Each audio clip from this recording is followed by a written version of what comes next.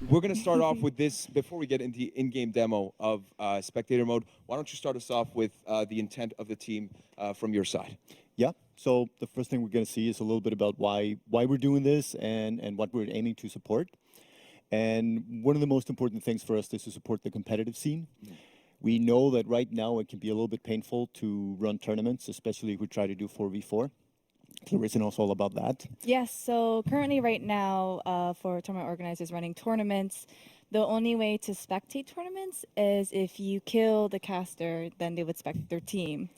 That's impossible with 4v4 just because, yeah, the maximum players that you can have in a custom lobby is 8, and each team needs 4. Of course. That's that. And so apart from that, this obviously not just in terms of the competitive scene, but it allows other members of our community, such as content creators as well, to have more flexibility along those lines. I'll let you continue on that front. I mean, if we're going to be doing this, we figured it's easy for us to support the community at large, meaning that when this is fully there, like everybody's going to be able to spectate their friends. Yeah. You're waiting for a friend. He just started a breach match. You can now just watch the match while you wait instead of sitting there twiddling your thumbs. Of course. And with those tools, content creators are going to be able to, make cool videos of a match that they're spectating or nice things like that. That's nice. So we're going to ship it with 3 views. You're going to have the tactical view, which you know from the game today. It's the bird's eye view that you see sometimes when you're dead. Yeah, I'm usually dead, so I've used that camera quite a bit. Do you know that one well? Yes. Great. We're going to have a new camera, which is a free cam. So you can float around wherever you want, go up and down through walls, and basically go wherever you want in the map and see whatever you want. Awesome. And another camera you might be familiar with then, which is the player cam that you also see when you're dead. Yes. Which Doing is all of my teammates that are doing much better than me, usually in a match, of course. Right. Yeah. This one you're going to be able to see both teams though, not just your own teammates. Perfect. So that should be nice. Some other things we found it worth mentioning. We're planning to support all permanent game modes. Right now, we're still working on Breach and Tribute, and Breach we're close, but it will be all the permanent modes by the time we fully ship it. It will be available on all platforms. Nice.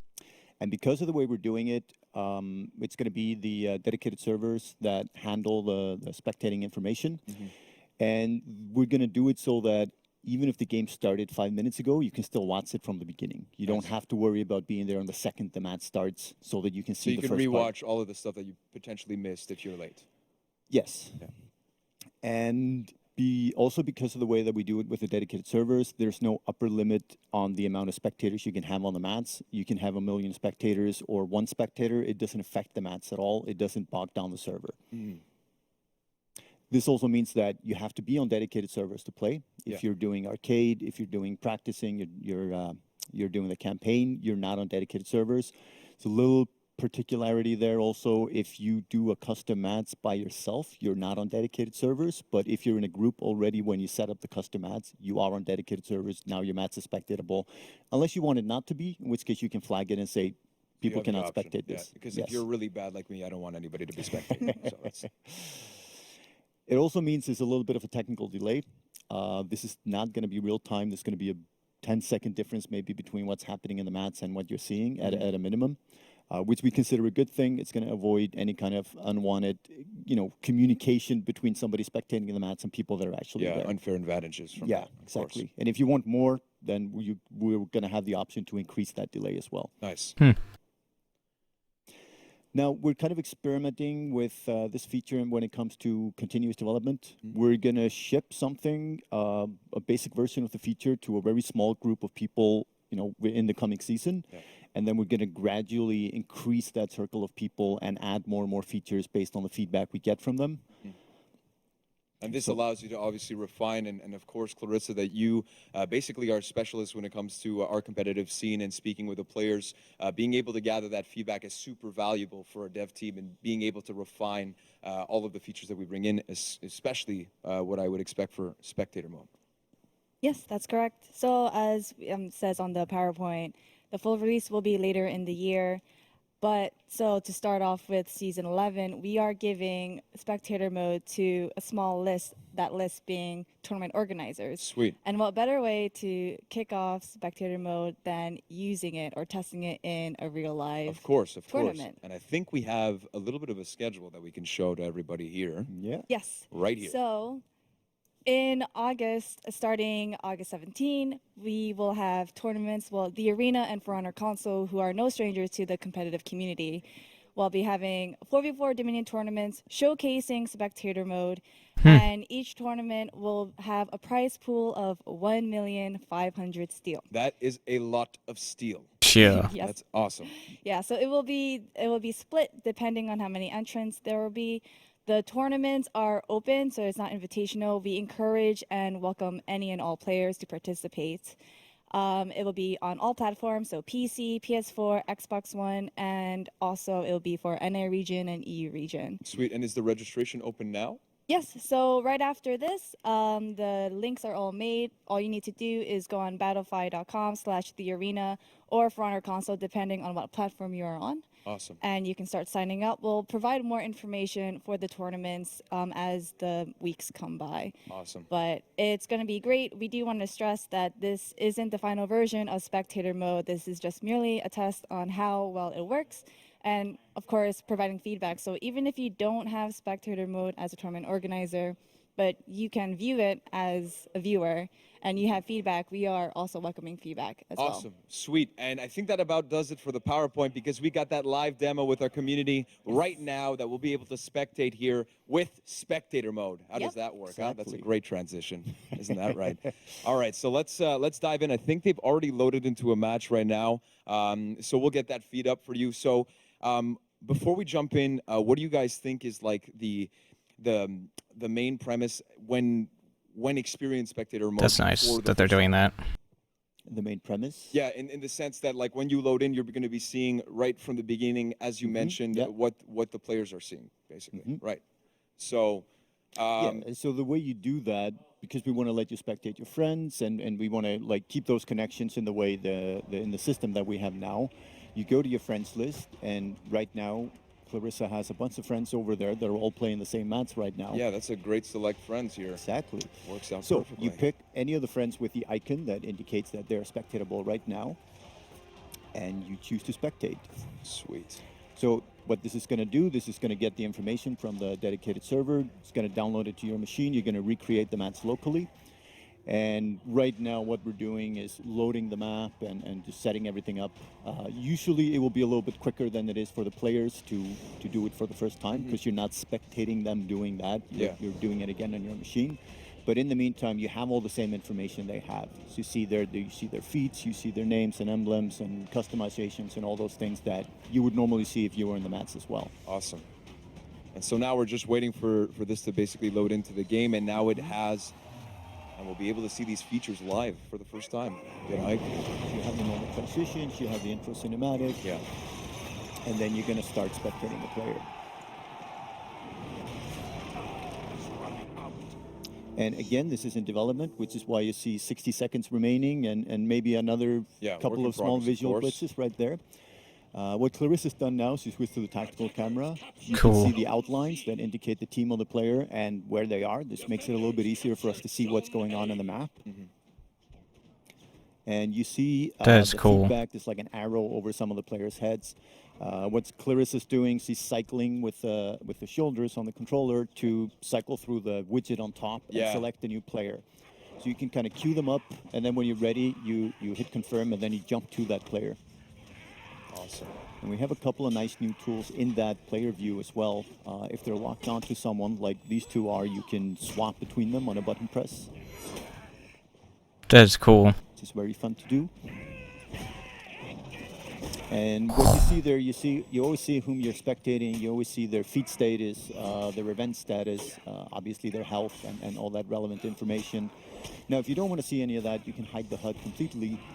And all that will be left when you do Oh, that that is is the little cool. watermark to indicate that this is spectator mode. Yeah, and of course, this is where I think it allows for the content creators that are going to be using this tool to have a lot of flexibility to be doing some really cool stuff in terms Sure. of creating content.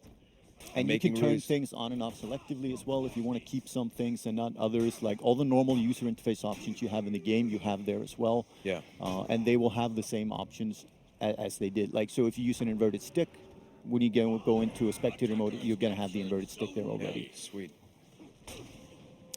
Now, we're seeing the free camera in action. And again, the outlines of the players that you can see. And again, for the both outlines. teams. You're going to see those on any camera as long as the players. That was not me. far That enough was the away. stream. Yeah. We figured when you're close enough, it's probably just going to clutter up your view. Mm-hmm. And with the free camera, you can fly around, you can go through walls, you can see any part of the map that you want. So this I'm assuming is just to allow players to kind of get to one place to another with maximum flexibility, correct? Essentially, and just kind of, we don't want to dictate the view that the player has of or that the spectator has of the battlefield. We're going to let people pick that based on the conditions any given time. Yeah. And even though you're looking through some walls, I mean, it just helps to get to the action itself, right? Yes, I mean, we had a lot of discussions about this. Are we okay with things looking maybe a little bit less pretty sometimes? You know, in favor of giving people the flexibility to see what they want. Of course. And the answer was a resounding yes at the end. Now, one thing we had to do for everything. We're not seeing it right now, but there's in any game mode, you're going to have a lot of messages that tell you what's going on. Yeah. In a Dominion, it's like your team captured point A, the enemy captured point B, so on and so forth.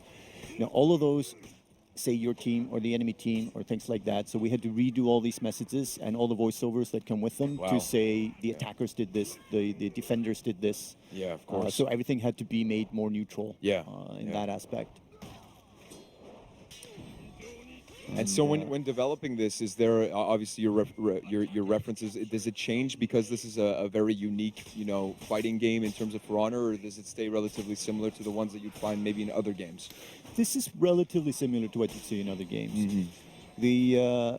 The guiding section was more like the technology that we're using because you're not a part of the session. Yeah. We didn't want you to have any way to interfere with the session, any way to eavesdrop on communication between players or anything like that.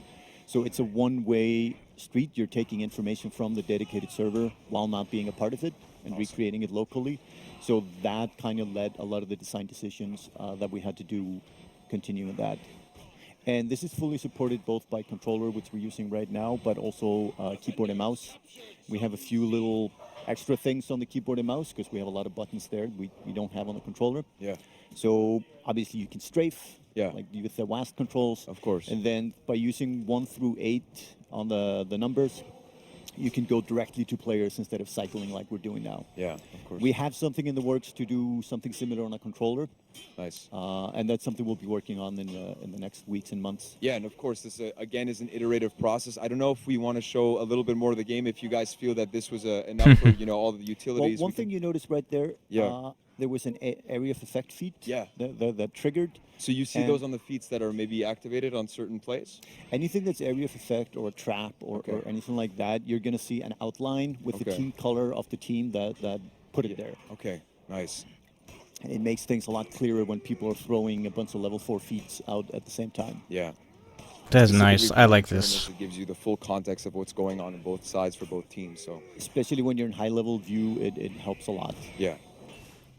So do you guys feel that that's recapped enough in terms, because I mean we could watch the whole game that we see right now, but do you guys feel that you've covered all of the tactical features here? Good. I think we're pretty good on this one for now. But again, this is the basic version that we're going to ship right now. Yeah. By the time everybody has access to it, there's going to be a little bit more polish, a little bit more bells and whistles. Yes. And that's part of the iterative process. And again, Clarissa's been hard at work working with your team specifically, as well as being the bridge between the community. And again, this is going to be an iterative process that's going to be able to roll out and refine all of the features that you want to see in this mode. So thank you so much for taking the time to do this demo, the first view of Spectator mode.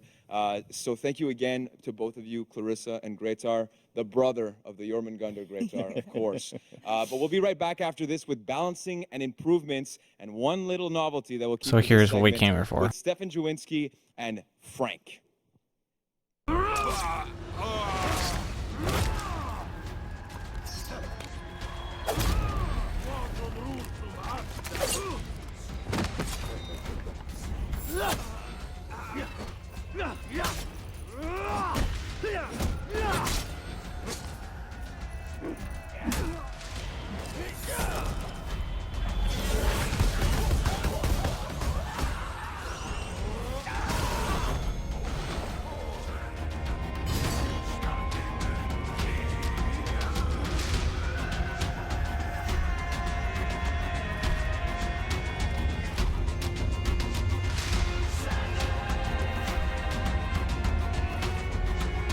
I love the music.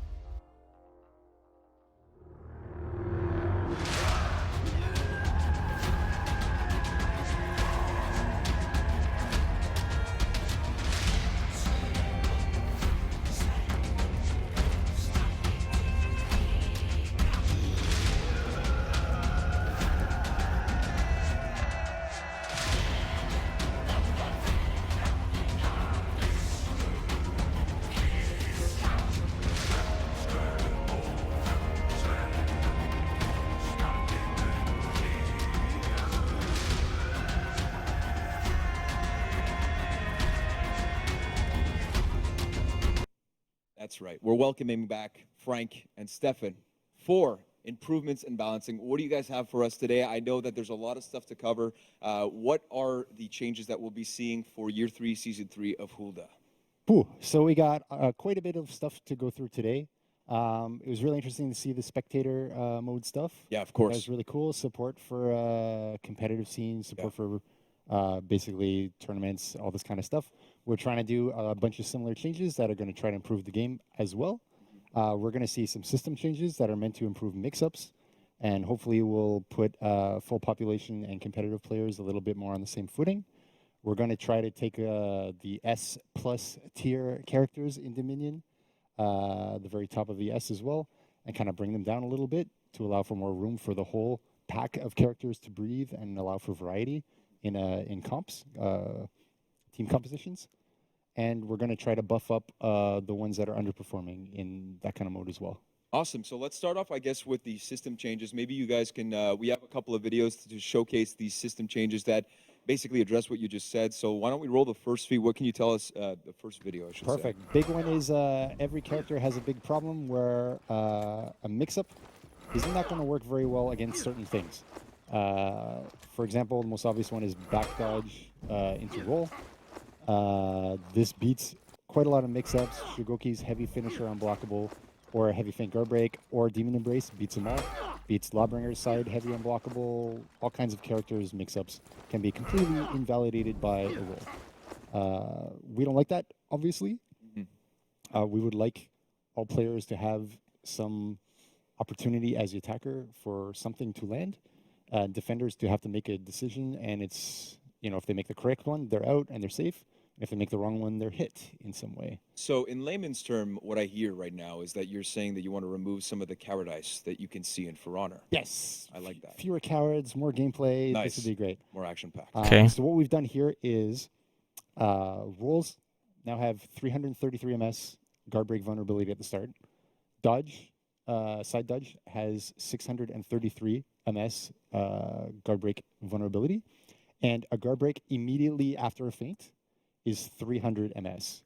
And that allows, as you saw there in the video, the before and after, now certain things are catching back dodge rollers and so on. Awesome. This is super hype. We've tried to compensate full population players by making it so that you have an extra 100 MS leniency to counter guard break. So it should be the same timing or even more, a little easier to tech Nice. a guard break in all cases. And that's not it, right? You got one more change as well in terms of that. Exactly. We've also tried to reduce the efficiency of escape in terms of unlock shuffle, as we might call it, where unlock is now going to be half the distance and always 300 MS. So it should be a little slower to kind of lock, unlock, unlock, unlock while moving away. And we're also going to see here a standardization of forward strafe movement and backward strafe movement. So you see on the left, before Shigoki was too slow and Shinobi is fast enough on the backwalk, they eventually get further and further apart. Whereas here you see on the right, they get closer and closer slowly over time. Nice. And if you ever get close right beside the character, if they're back strafing, your forward strafe will be faster than their back strafe. Awesome. I mean, that makes sense. So the math adds up here. To Exactly. reduce The math is cowardice. good. Awesome. Awesome. And what's really cool is one of our big theories about like play at the top level tournament play versus full population play is the top level tournament players are the ones who are really exploiting how easy it is to escape a bunch of mix-ups in this way. So for them, tons of these mix-ups are safe to defend against. There's a basically 0% chance, or in some cases, 0% chance that they're going to get hit. Whereas full population players are already trying to defend against these things.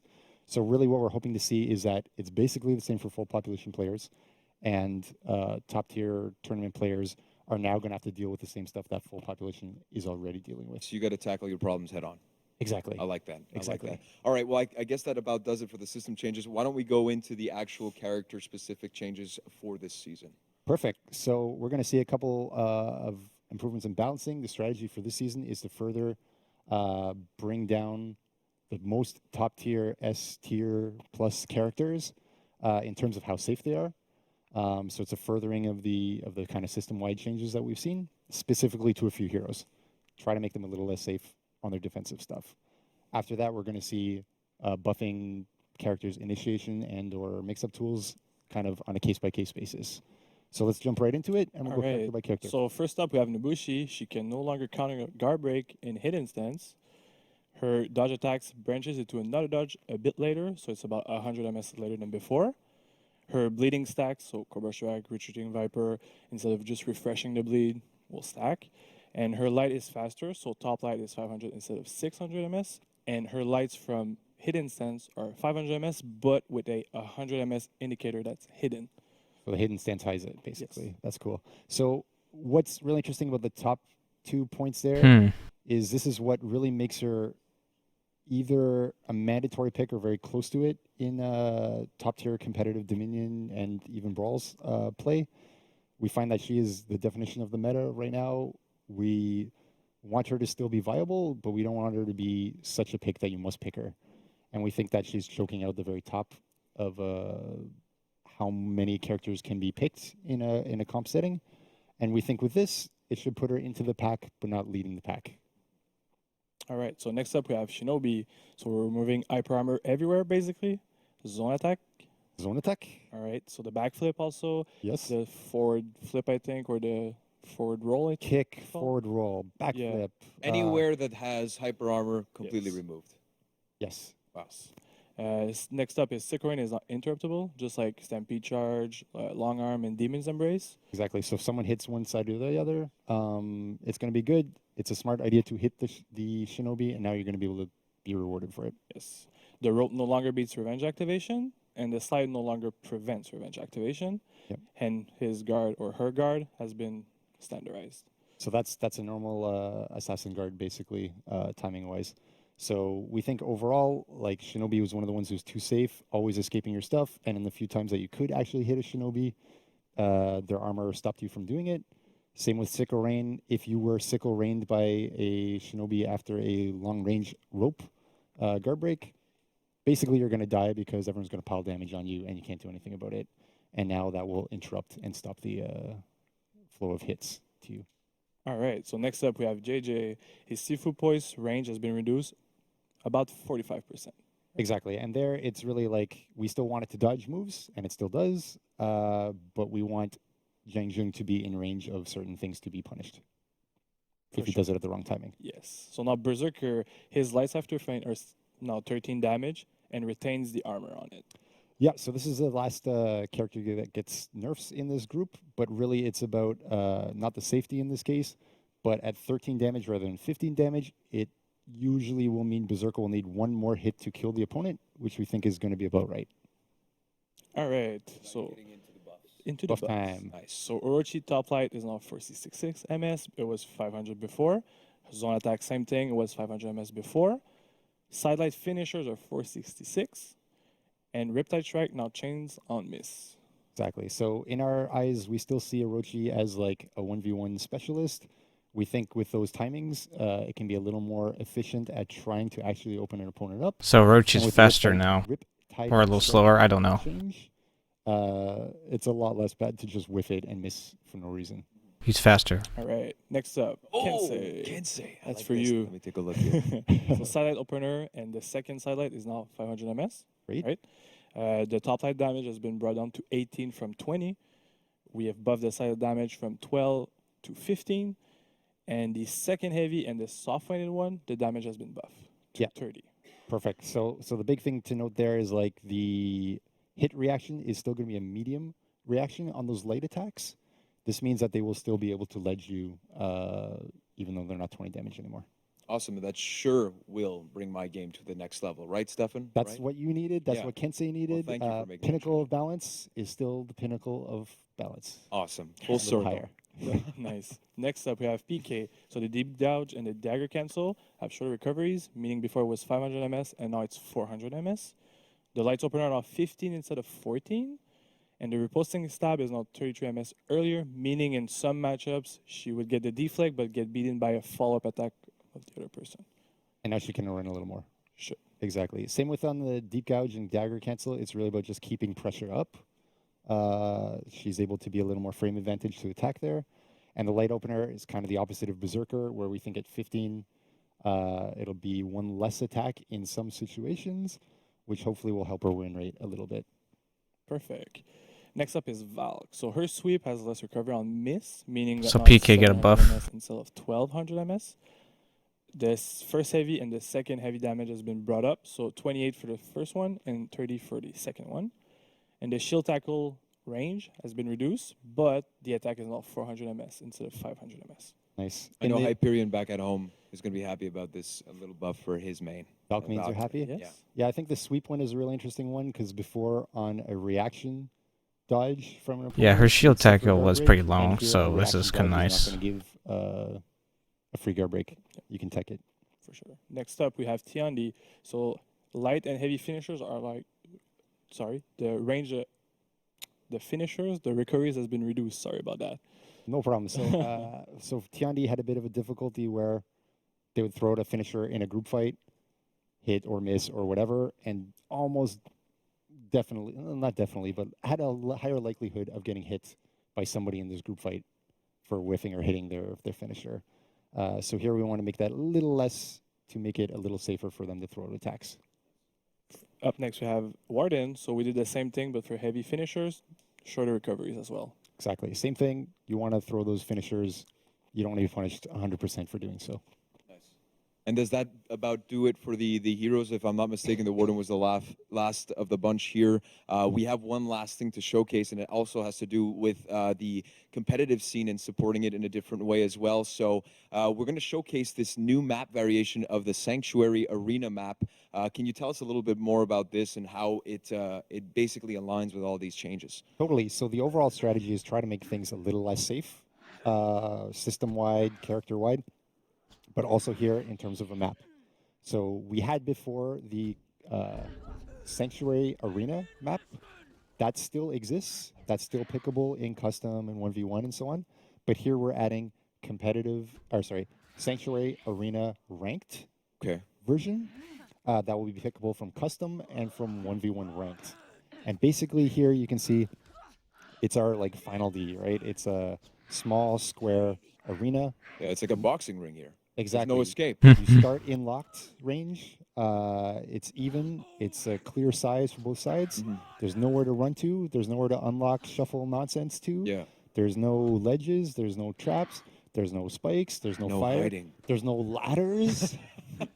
And there's no hiding. Yes, you have to play the game. Yeah, awesome. It's Just pure fantastic. skill here in I this love map. it. I love Awesome, it. awesome. I'm so happy. Well, thank you so much, guys. It's not done just yet because, as we mentioned, we're going to invite up Guillaume, our friend here, to present a new novelty again, a really cool tool that we're going to be presenting here.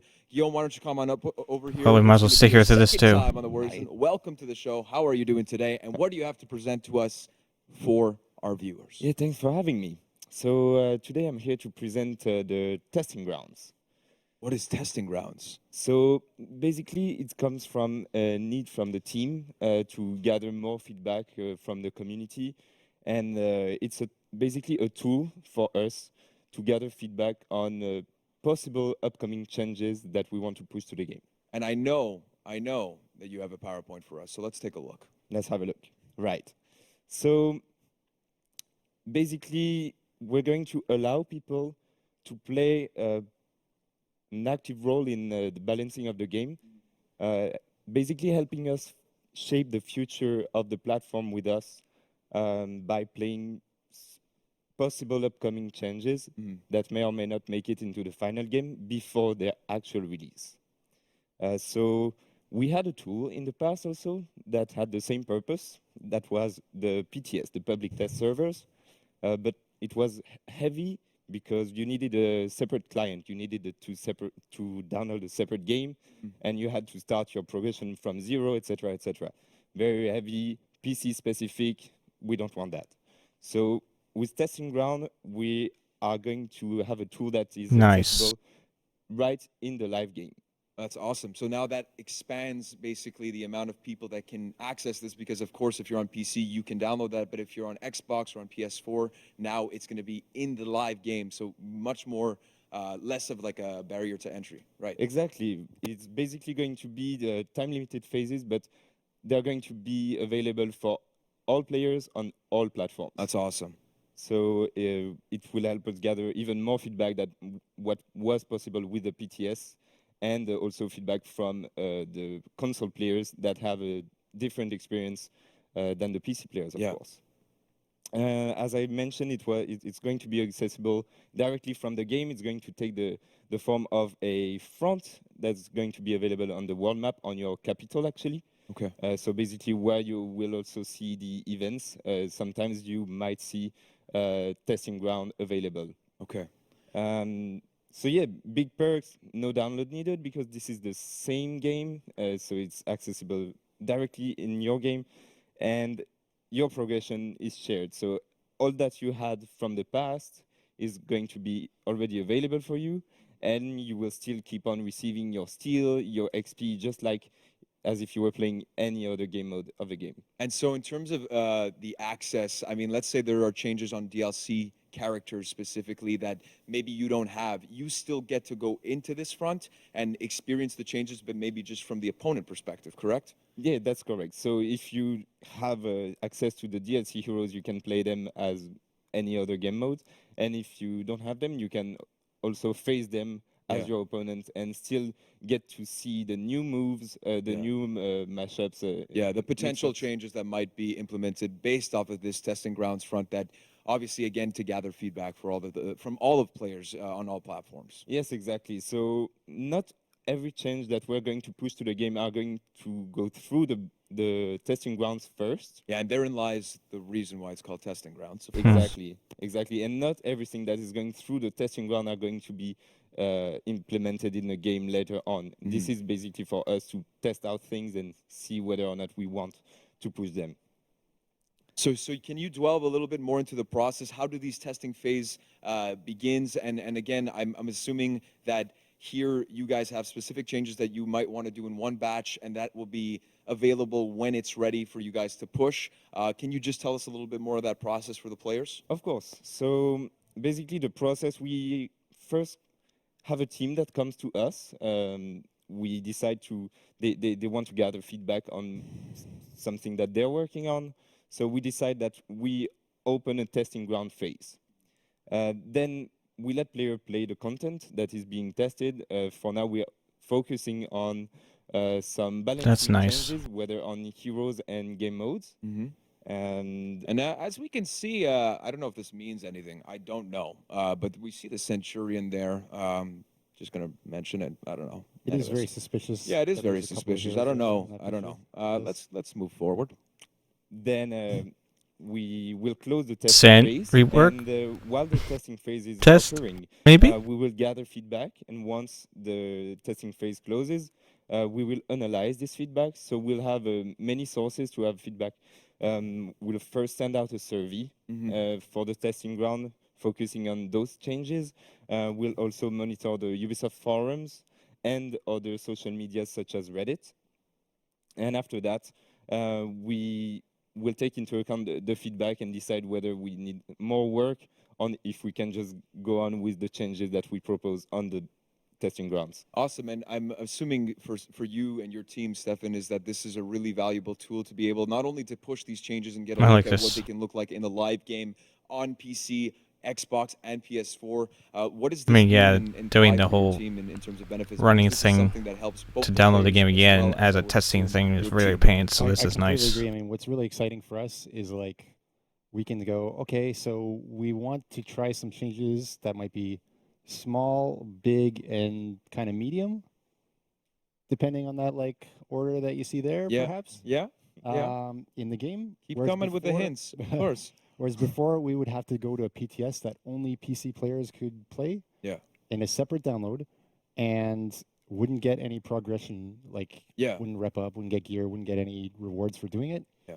Now we can go to you and be like, here's some changes we're putting in the game, and one day a player might just turn it on and see, hey, the event says testing grounds, what's in there, Yeah. and all players can play, so we're empowering everybody, and we can get as much feedback as we can before we decide what to do with it. Awesome. And just to end off, I know that this is coming on later, but also you were talking about, activity card. Is there information that players can find in there specifically in terms of those changes, maybe? So yeah, of course, in the activity card, you will have a mention of the high-level idea of the changes that we are pushing on the testing ground every time. But then we'll also send the players will also have a link to separate patch notes that are going to be testing ground specific, where you will see all the details of all the changes that you are being able to witness while playing in the testing grounds. Well, awesome. Well, thank you so much, guys. Again, this was a pretty long segment because there's so much stuff. And again, the novelty of testing grounds, which I think players back at home should be excited for. Again, thank you for your time. And we'll be right back after this with a special segment with, again, Ubisoft's creative department. Oh. Helix, a really cool segment on how we produce really cool assets behind us here, CGI trailers. So again, stick with us. Well, really I'm good exciting because stuff. I wanted Thank to you see, again, guys. all I wanted to see was the bouncing stuff. You guys can say what you think and leave a like and subscribe because I was room for more. So next video. Goodbye, everyone.